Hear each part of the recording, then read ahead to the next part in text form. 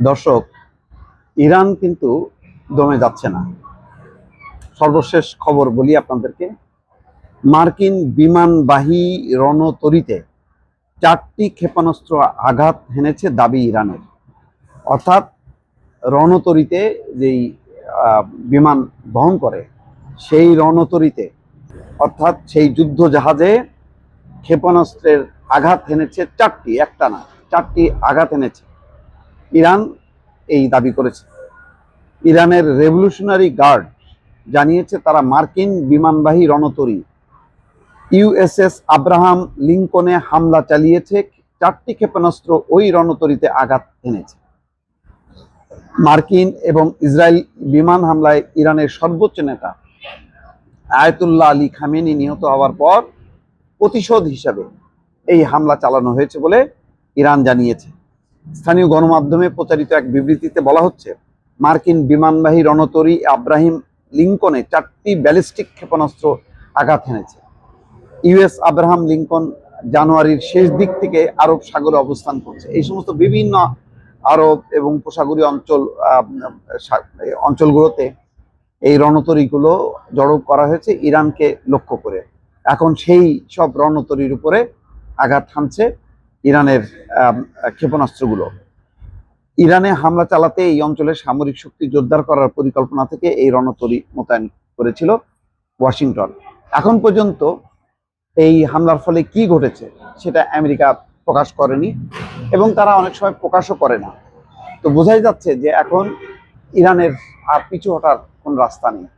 সামনে এগোনো ছাড়া, যুদ্ধ করা ছাড়া তাকে আর কোনো অপশন নেই। যেহেতু ইরানের সর্বোচ্চ ধর্মীয় নেতা, তাকে আঘাত হানা হয়েছে একটি বৈঠকে, তার কার্যালয়ে তিনি বৈঠক করছিলেন। সেই বৈঠকের সূত্র ধরে খবর পেয়ে গোয়েন্দা তথ্যের ভিত্তিতে এই হামলা চালানো হয়েছে, যেটাকে বলা হচ্ছে কাপুরুষোচিত হামলা। এবং এটা বলা হচ্ছে যে ইসলামের বিরুদ্ধে একটা ধর্মযুদ্ধ হিসেবে নিয়েছে ইরান। সুতরাং কিছুক্ষণ আগে ইরানের প্রেসিডেন্টও বলেছে হামলা চলতে থাকবে, হামলা বন্ধ হবে না, কোনো অবস্থাতেই ইরান আত্মসমর্পণ করবে না বা মনোবল হারাবে না যে তাদের সর্বোচ্চ ধর্মীয় নেতা নেই, সুতরাং তারা পিছপা হবে, এটা মনে করার কোনো কারণ নেই। এবং সর্বব্যাপী হামলা তারা করছে ইতিমধ্যে। মধ্যপ্রাচ্যের বিভিন্ন দেশ প্রকম্পিত, সংযুক্ত আরব আমিরাত থেকে শুরু করে সৌদি আরব, কুয়েত, কাতার, ওমান, কোনো দেশই আর বাকি নেই যারা আমেরিকার সামরিক ঘাঁটি বহন করে, যারা সেই কারণে আমেরিকার বিরুদ্ধে নিশ্চুপ থাকে। গাজায় যারা মুসলমানদের রক্তস্রোত দেখেও কৌশলে বিষয়টা যারা এড়িয়ে চলে, তাদের সাথে আপোষ করবে না ইরান। সেই কারণে ইরান এখন মরণপণ লড়াইয়ে নেমেছে। সেই লড়াইয়ে ইতিমধ্যে বলা হচ্ছে যে ইরানের সর্বোচ্চ ধর্মীয় নেতা সহ অন্তত 40 জন নিহত হয়েছে। তারপরও কিন্তু ইরান থেমে নেই। এর আগেও দর্শক মনে আছে, রেভলিউশনারি গার্ড বাহিনীর প্রধান সহ প্রায় 20 জন এক রাতের মধ্যে খতম। 12 জন পরমাণু বিজ্ঞানী নেই।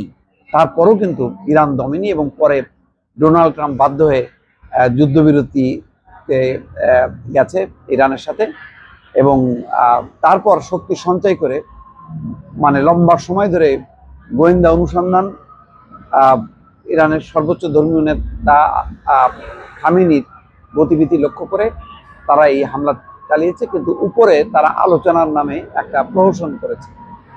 সুতরাং এখানে ইরানের কোনো দোষ দেওয়া যাবে না।